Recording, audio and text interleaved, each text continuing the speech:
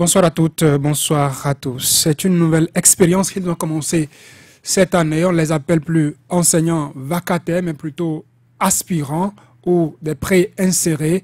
Ils auront l'occasion de nous le dire ce soir. Leur peine dans nos établissements, apparemment, n'est pas encore à son terme, puisque je parle de la peine de ces aspirants.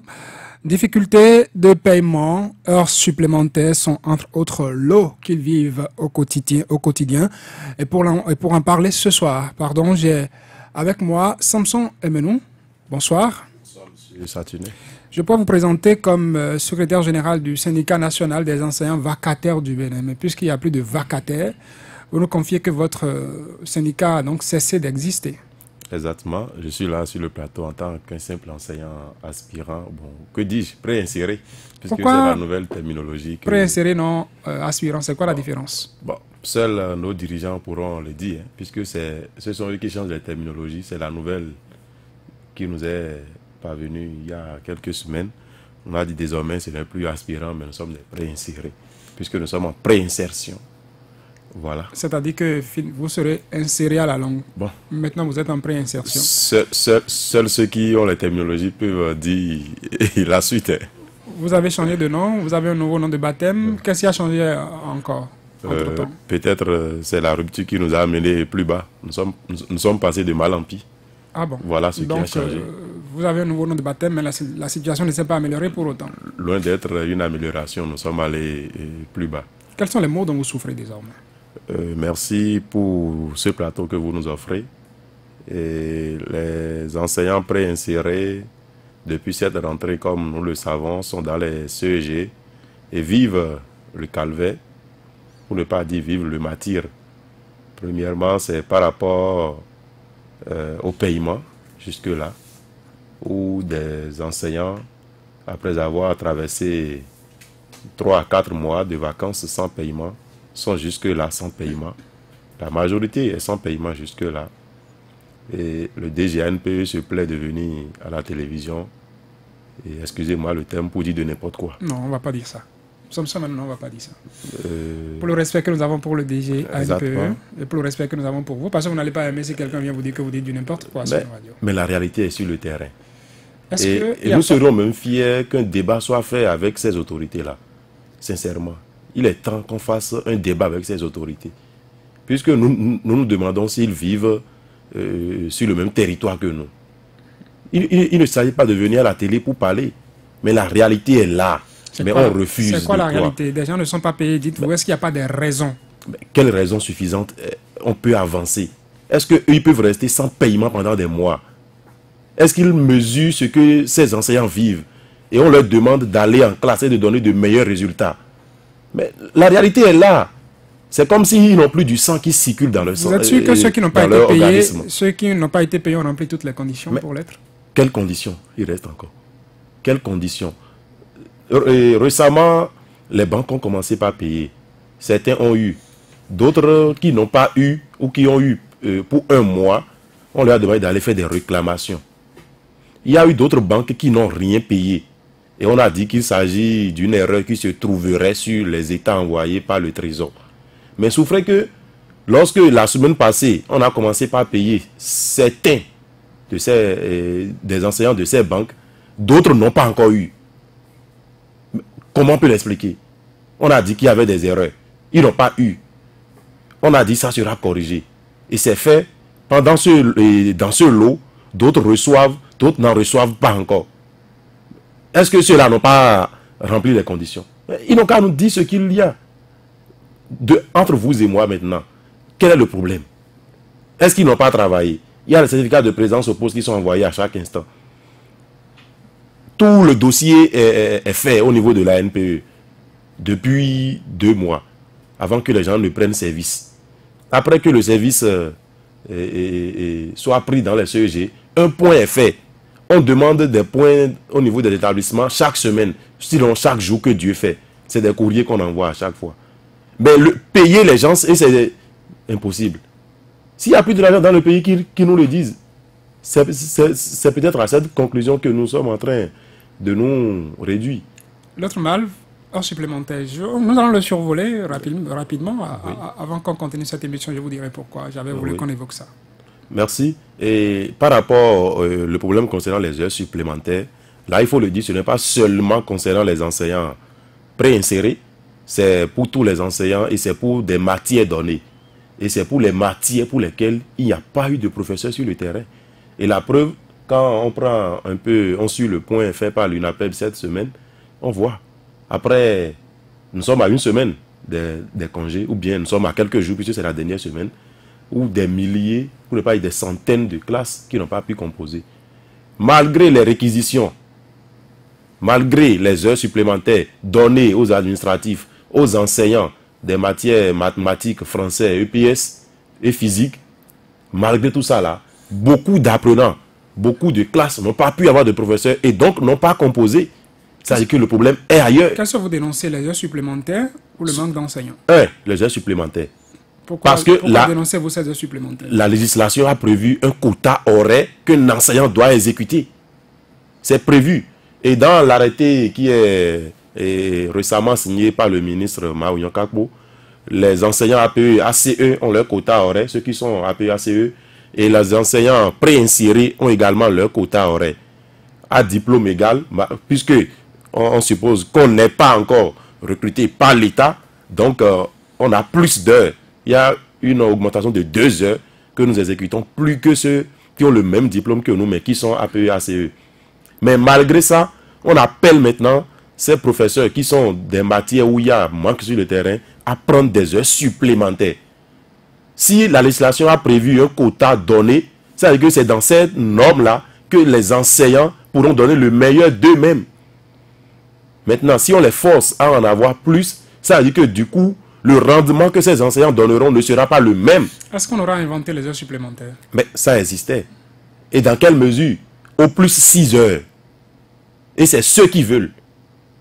On n'imposait pas. C'était au plus 6 heures. Jusqu'au finish, on paie les heures supplémentaires. Où se trouve le mal?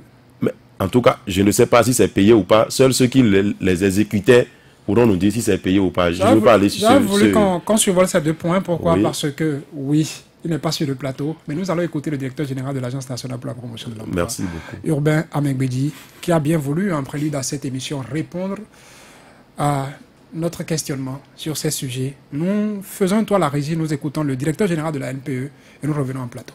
Pour ce qui concerne les heures supplémentaires, cela ne relève pas directement de la NPE parce que c'est le volet technique qui est géré par le ministère de l'enseignement secondaire, technique et de la formation professionnelle.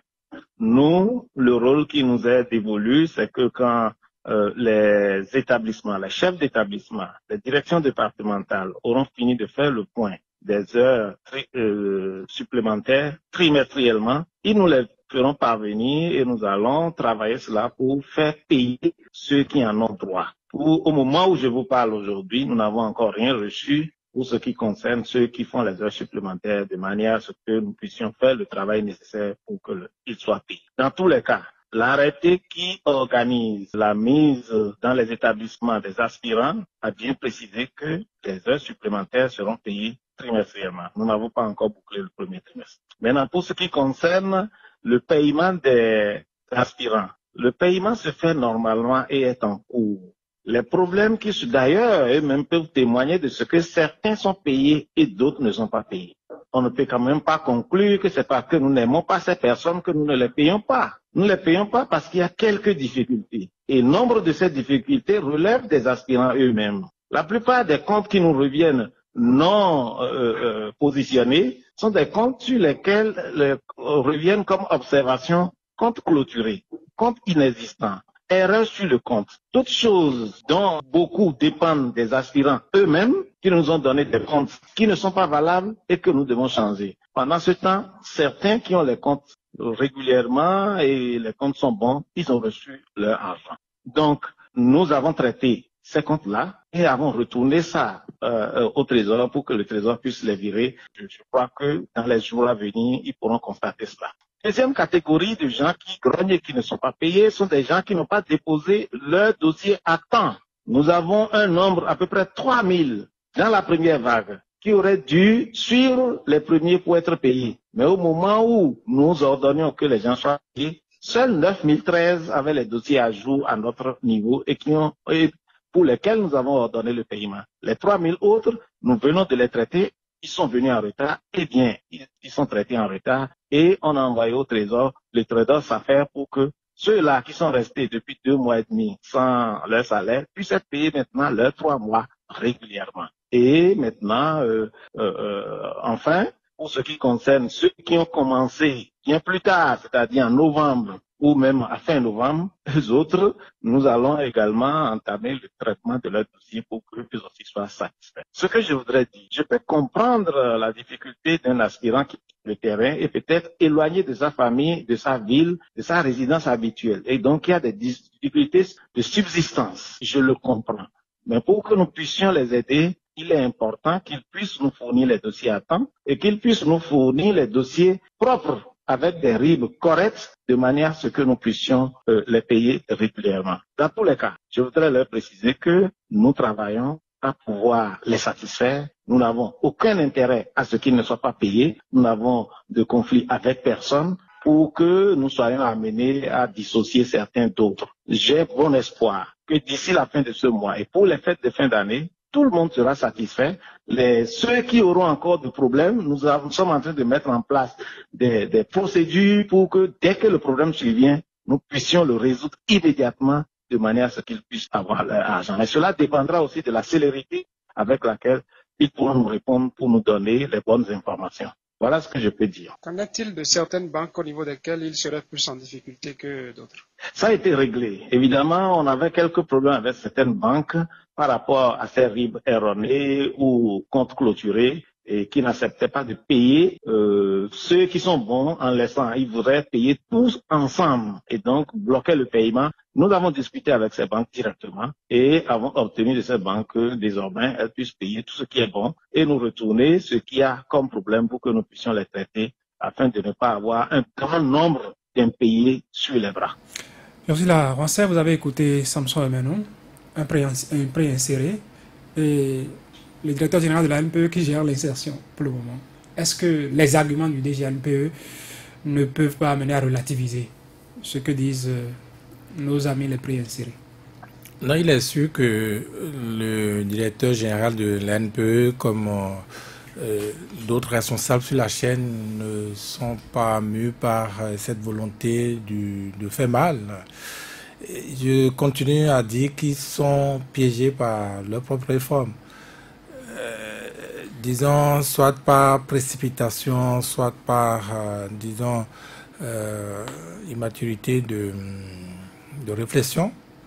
Dans tous les cas, les résultats que nous avons aujourd'hui en ce qui concerne soit les aspirants, soit les préinsérés, dans tous les cas, j'ai aussi noté que le directeur général n'a pas fait la mise à jour des SICAL, hein, il parle toujours d'aspirants et tout ça.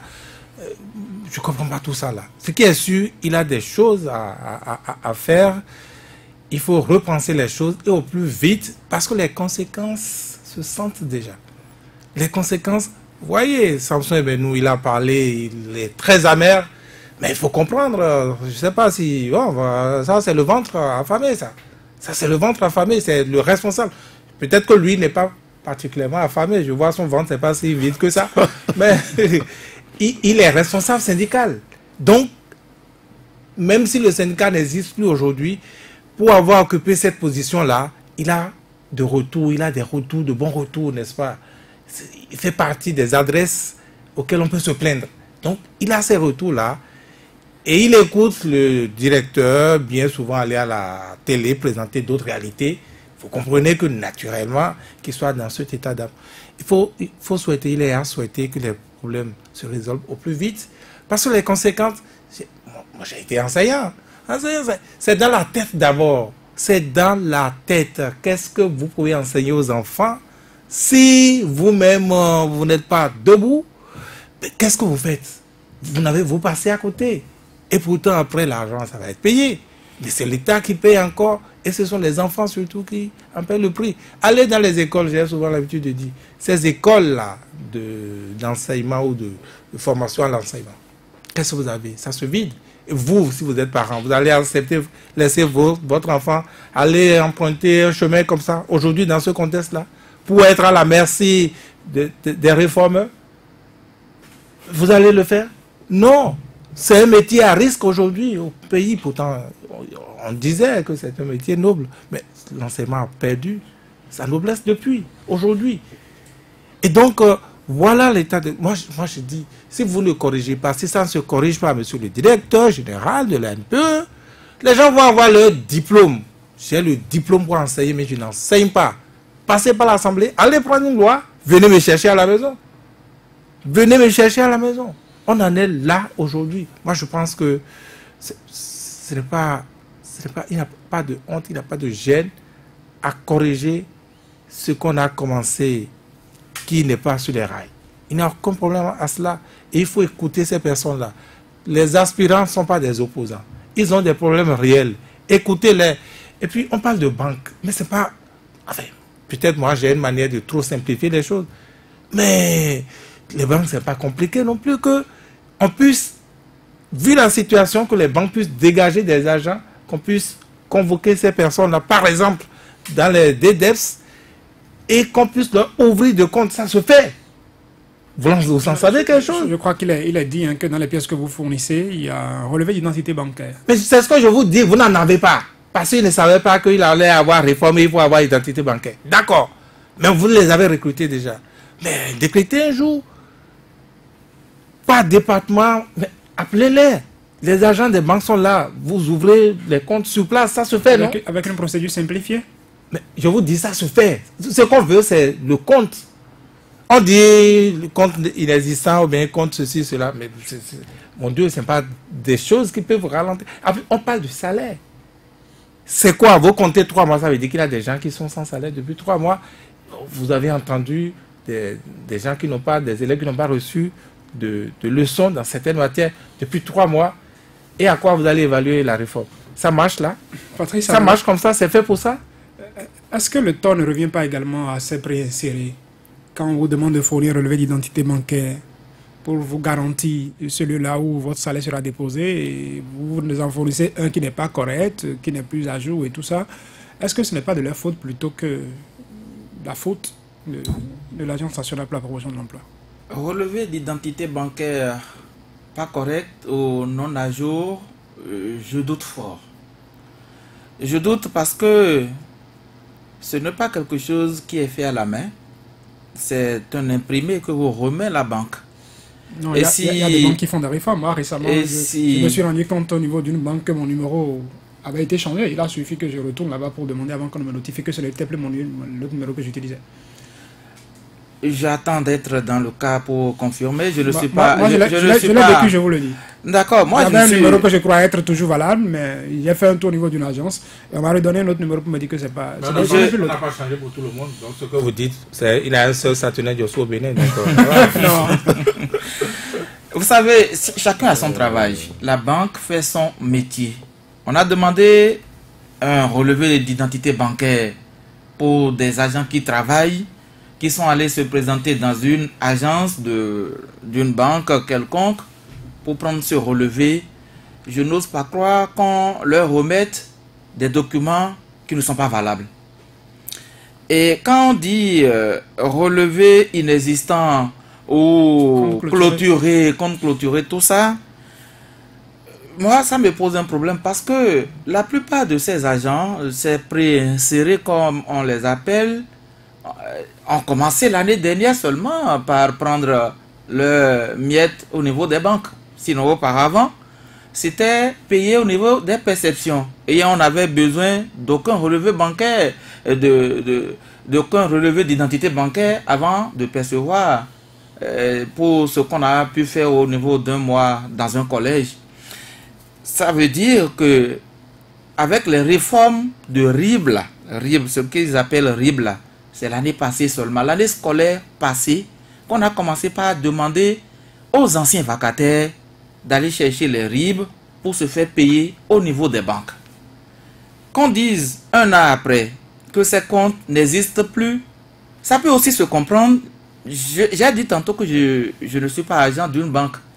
Mais quand on sait que le vacataire, l'ancien, a été payé pour la dernière fois au mois de juin et que 6 mois presque après, la banque n'ait pas perçu ses frais de tenue de compte et consorts, la banque peut être amenée. J'ai dit, Ça ne fait pas le compte. Non. je dis, je ne suis pas agent de la banque. J'ai fait effectivement la G2, mais je ne peux pas affirmer ce que je ne sais pas. Vous êtes un usager de banque. Et on Je vous suis dit, d'accord. ça ne se passe pas comme ça.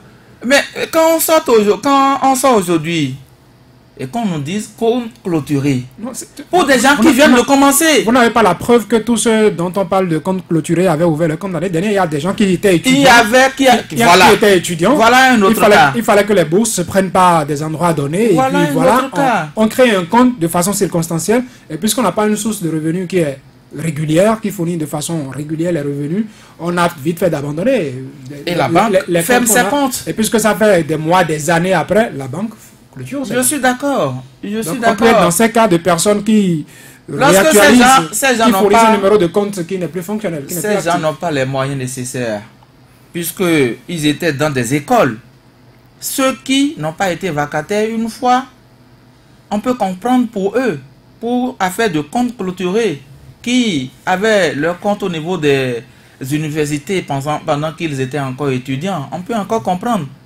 Mais quand on leur a dit, allez chercher vos RIB, vos relevés d'identité bancaire, normalement, le mieux, c'est de s'approcher d'une banque et de prendre son relevé d'identité De bancaire. s'assurer que le compte est toujours fonctionnel. Mais combien sont-ils? Moi, je veux bien Le savoir. DG parle de 3000 qui sont dans la première vague qui auraient pu commencer par percevoir. Mais Non, mais qui si ont- vous, Donc, si qui vous permettez, était- il y a, il y a, il y a, il y a étudiants. 9013 qui sont à jour. si vous C'est permettez, quand même Satunet, important. on peut même mettre en doute ce que dit le directeur général, notre ami Hubert Megbedi. Vous pouvez pas faire froid. Mais si. C'est pas parce que c'est le DGNPE quand même. Vous avez commencé par dire qu'ils n'ont aucun intérêt particulier. Mais, après, moi je connais les politiques. Il n'est- je il- il- reçois il travaille tout le pas temps dans les une banque politiques. non Le plus. politique, il vient, il vous sait d'abord ce qu'il arrange, ce qu'il le sort d'affaires tout de suite. Je ne dirai pas qu'il ment parce qu'on va dire que j'ai dit aussi que le DG a menti. Bon, voilà, il vous jette ça. Et puis, lui. C'est ce qu'on lui a servi, qui nous a servi. Il ne travaille pas dans une banque. Mais le- c'est l'ANPE qui gère. Le relevé bancaire, c'est le le compte. relevé d'identité bancaire, c'est la banque qui vous donne ça. Si votre compte n'existe plus, si c'est plus fonctionnel, elle ne peut pas vous donner ça. Vous êtes d'accord? Si vous avez pris le relevé il y a 3 ans et que votre compte n'a plus été alimenté aux 4-5 ans, Donc, ces 3000 personnes, en plus, ça, il a 3 ans. il pourrait vous arriver d'avoir un compte qui n'est plus qui est un compte dormant désormais. Non, Ça, mais nous- quand on observe un peu le contexte aspirant, vacataire, prestataire de services, tout ce qu'on sort comme terminologie là, c'est récent, cette affaire de RIB. C'est récent. Parce que le vrai problème là, c'est qu'ils étaient payés au niveau des recettes perception. C'est l'année dernière seulement. Ne voudra pas dire que. C'est l'année. Je ne suis voudra pas d'accord. dire Patrice qui n'avait Combien jamais, de de compte Béninois, bancaire. C'est pas parce combien que de- vacataire, je ne percevais pas la perception que je vais dire que je n'ai jamais eu de compte avant ça. Je peux avoir un Avant compte. l'année dernière, je vous le confirme, je l'ai fait l'année dernière, je n'ai jamais eu un compte bancaire. Je ne me suis jamais présenté au niveau d'une banque pour demander l'ouverture d'un compte. Jamais. Je l'ai fait au niveau des chèques postaux. Et c'est arrêté là. Beaucoup peuvent être dans ce cas-là. Maintenant, s'ils ont été cherchés, s'ils ont ouvert leur compte, ça fait des années, et qu'on leur demande, alors que vous savez que le compte n'a pas été en activité, parce qu'un compte bancaire, c'est ce qui est en activité, ça fait de mouvements d'entrée et de sortie. Si ça ne fait pas, la banque affiche les noms de ceux-là dont les comptes ne sont pas en mouvement et menace de fermer ses comptes. C'est au niveau des banques aujourd'hui. J'en lis au niveau des banques. Peut-être que ceux-là n'ont pas fait un tour au niveau des banques et ont vite fourni un numéro. Un vieux numéro. On va chercher que l'argent. au fait, Vous avez écouté bien même. Oui. C'est quand même. Je voudrais réagir. Ce qu'il dit, Samson. Est-ce que vos collègues qui ont des problèmes, vous leur avez posé la question de savoir si tout est régulier dans ce qu'ils ont transmis comme dossier? Monsieur Satunet, le DG cherche juste à se tirer d'affaire. Comme je l'ai dit tout à l'heure, la réalité est là. J'en suis une preuve palpable. Votre exemple, c'est quoi? Votre cas?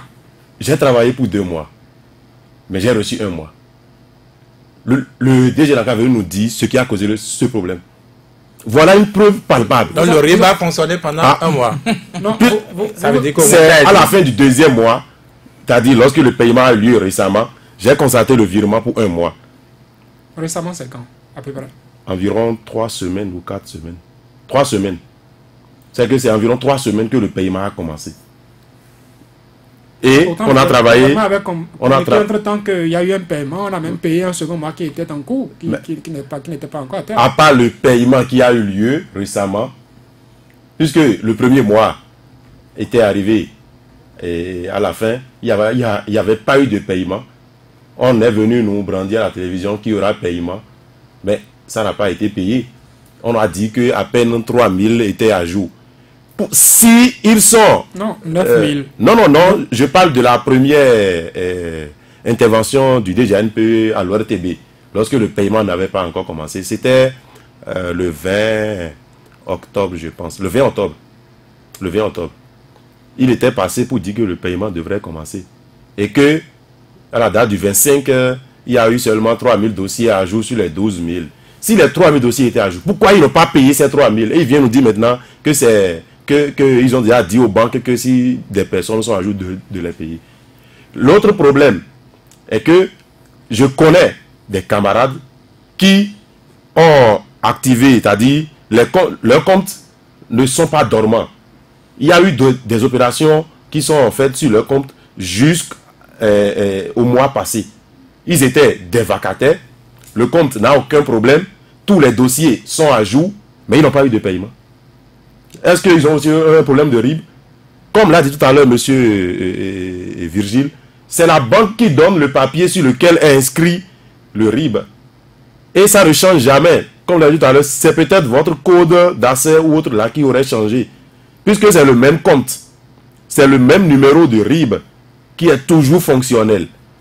Maintenant, quand on nous brandisse que des gens ont eu des comptes dormants ou quoi que ce soit, c'est juste pour se tirer d'affaires. La preuve, hier ou la semaine dernière, le DGNP est allé parler que pour le mois de décembre, que tous les aspirants vont constater le virement aujourd'hui.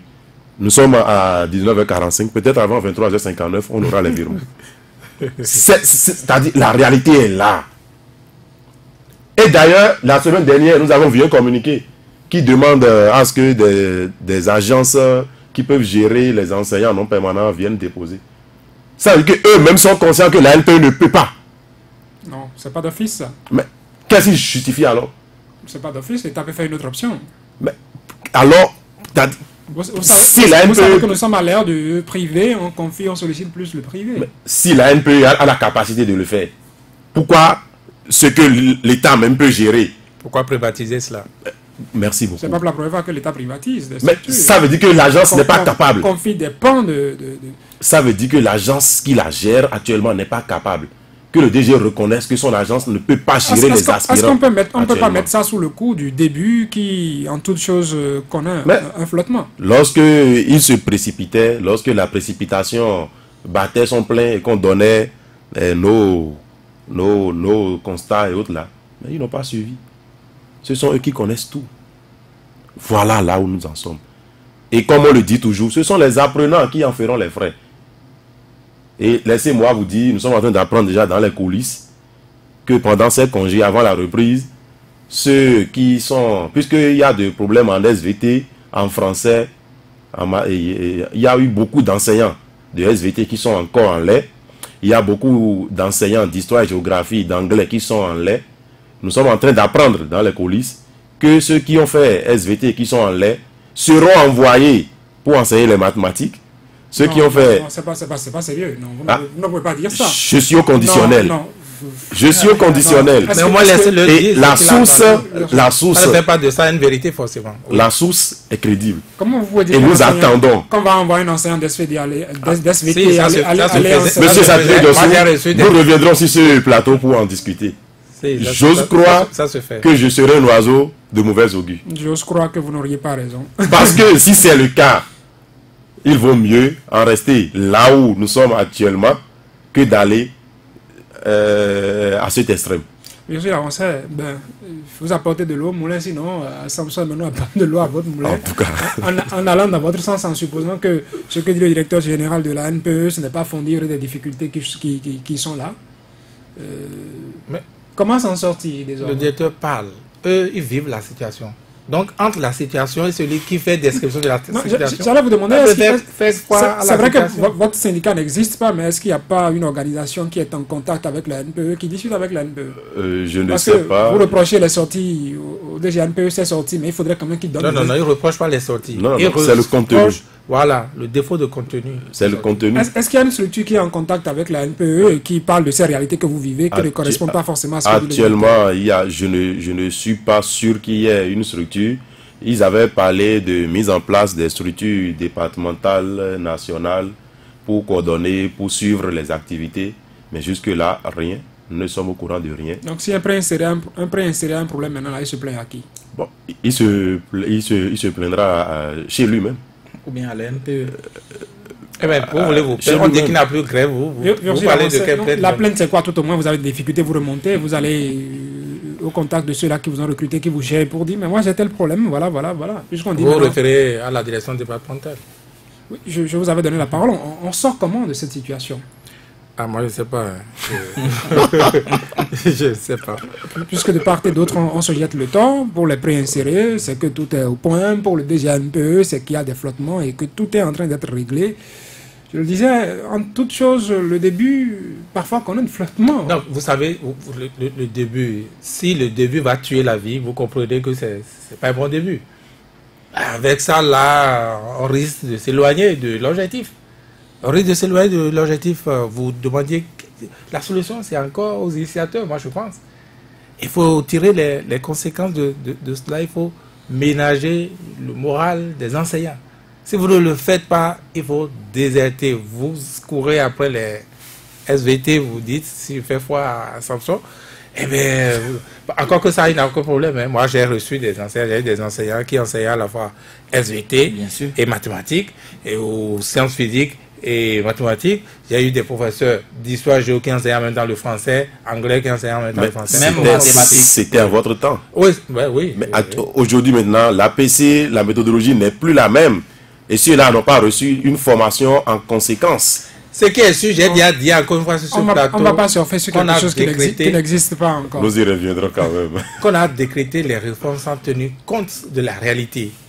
Or, on sait que de toujours, les enseignants de français, par exemple, ceux qui ont fait les lettres modernes, qui n'en ont pas assez sur le terrain. Et ce n'est pas pour les beaux yeux, n'est-ce pas, de ceux-là qu'on allait recruter, on a vilipendé les sociologues, les juristes. C'est pas pour leurs beaux yeux qu'on allait les recruter. C'était à cause d'une situation. Et il y en a dans ce lot-là qui sont allés se faire former, que l'État même a fait former. On les a tous remis, donc, comme on le ferait à la poste. On les a jetés. Et on va chercher maintenant, je ne sais plus si c'est au Japon ou chez le bon Dieu, des enseignants, n'est-ce pas? Et on s'est retrouvé confronté à une situation comme ça. Moi, il n'y a aucun problème. Je n'ai pas de gêne si on revient et que on remettait les choses. Mais il faut que les initiateurs, je veux parler de l'ANPE et de ceux qui sont dessus de l'ANPE, qui puissent écouter les critiques également. Les critiques ne sont pas toujours méchante. Mais elle est méchante et qu'il a de contenu pour améliorer les choses. Améliorer les choses. Mais les gens parlent. Au moins les gens parlent. Vous avez parlé tantôt de l'association des parents d'élèves qui ne prend rien pour donner son expertise, pour les renseigner. Mais pourquoi on ne s'en sait pas? Pourquoi on ne fait même pas semblant de ne pas les écouter, mais au moins de tenir compte de ce qu'ils disent, de ce qu'ils amènent du terrain? Ou alors ils sont au courant, ils savent bien tout ça, mais ils ont fait une option. Ils ont fait une option, il faut qu'on cesse de ruser. Je dis, on m'a dit, il faut qu'on cesse de ruser. Aspirant, hier, et aujourd'hui on dit préinséré, mais la situation n'a pas changé. Préinséré, ça veut dire quoi? On est en train de montrer que vous serez bientôt inséré, vous serez, recruté, alors que avec ça, le recrutement ne viendra pas. De toute façon, vous êtes aspirant, vous allez dîner aspirant. Et vous êtes trompé, préinséré, quoi. Il faut qu'on cesse de ruser. C'est comme ici, je vous avais dit que non, je suis toujours dans ce qu'on appelle désormais la ruse.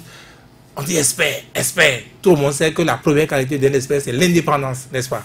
Mais les gens sont soit républicains, soit progressistes, et on l'amène, on dit il est expert. Il est expert de quoi? Le gars, son camp, et vous dites qu'il est expert, donc il va... C'est quoi? Vous rusez. On ne peut pas s'en sortir, on ne peut pas s'en sortir. Il faut que les objectifs soient clairs, lisibles, et qu'on lit votre bonne foi, et que les gens puissent vous accompagner. Patrice Avala, serait-elle de si mauvaise foi à écouter ceux qui sont sur le plateau, nos autorités? Est-ce qu'il n'y a pas quelque chose qu'ils vivent réellement là et qui nous échappe, non? Et quand ils parlent, il faudrait quand même, quand elles parlent, ces autorités, tenir compte aussi de la réalité et leur donner ce moratoire qu'elles demandent ces autorités pour qu'on les Ce prenne. qu'elles vivent, c'est qu'elles ne sont pas prêtes, ces autorités. Il y a des difficultés qu'elles sont en train de résoudre. Quand on vit des difficultés, il faut faire un pas en arrière et voir dans quelle mesure reprendre, repenser ce qu'on avait initialement prévu. C'est ce que ne fait pas l'autorité aujourd'hui. Les réformes, d'accord. Mais quand vous entreprenez des réformes, il faut être aussi prêt à rebrousser chemin lorsque ça ne marche pas. Aujourd'hui, le constat est là. À la première difficulté. Non, mais on a fait 3 mois à l'école aujourd'hui. Est-ce que c'est suffisant? Nous avons fait 3 mois et la conséquence, n'est pas aujourd'hui. Les enfants qu'on forme aujourd'hui, c'est pour nos enfants demain. Quels sont les enseignants qui seront en face de nos enfants demain? Puisque ce sont eux qui sont en train d'être formés aujourd'hui au rabais. Un élève qui a fait 3 mois à l'école sans toucher à une matière et a déjà fait un devoir.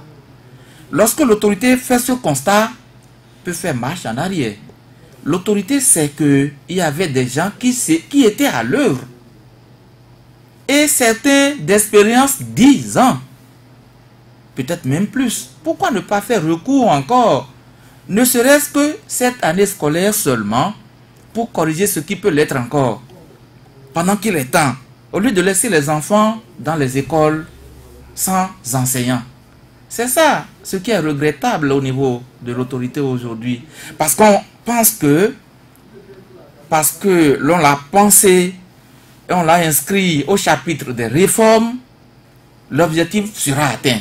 Alors qu'on sait visiblement que cet objectif ne peut pas être atteint.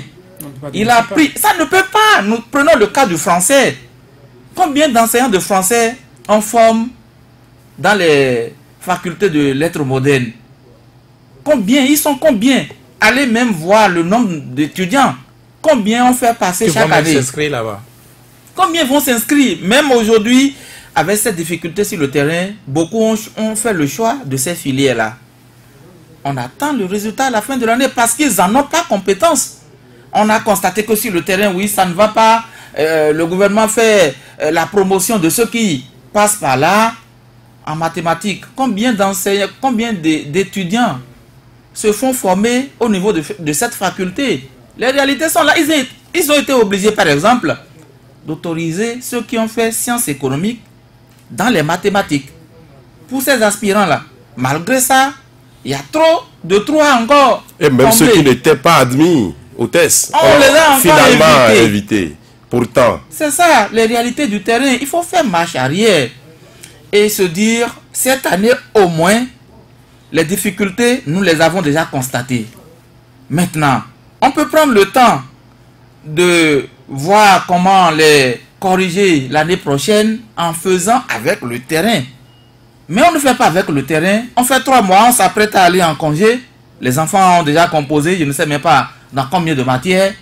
Ils iront en congé fêté, revenir, et ils n'auront pas de solution, je vous dis. Ça va être une nouvelle année. Ils n'auront pas de solution. La solution Il n'y a pas de miracle à faire en la matière. On va souhaiter des vœux de solution. Si on tient à ces réformes, Saturnin Djossou, si on tient à ces réformes, telles qu'on l'a pensé et écrit dans des documents, je suppose, et qu'aujourd'hui on est face à ces réalités sur le terrain, et qu'on ne veut pas faire marche arrière, je vous dis il n'y aura pas d'enseignants pour ces classes. Merci Patrice Savala, merci Virgile Avancé. Samson Emenou, 5 secondes pour un appel peut-être. Juste demander à ce que l'État joue sa partition pour que les enseignants fassent les leurs, pour que les apprenants sourissent. Samson Emenou, ancien secrétaire général du syndicat national des enseignants vacataires du Bénin, syndicat qui n'existe plus parce qu'il y a désormais des aspirants ou des préinsérés. On a évoqué les difficultés que vous rencontrez dans vos nouvelles fonctions, sous votre nouvelle appellation. Ce soir, j'espère qu'elles trouveront solution ces difficultés les prochaines fois. Edgar Nakaya était la mise en œuvre, mesdames et messieurs. Merci de nous avoir suivis.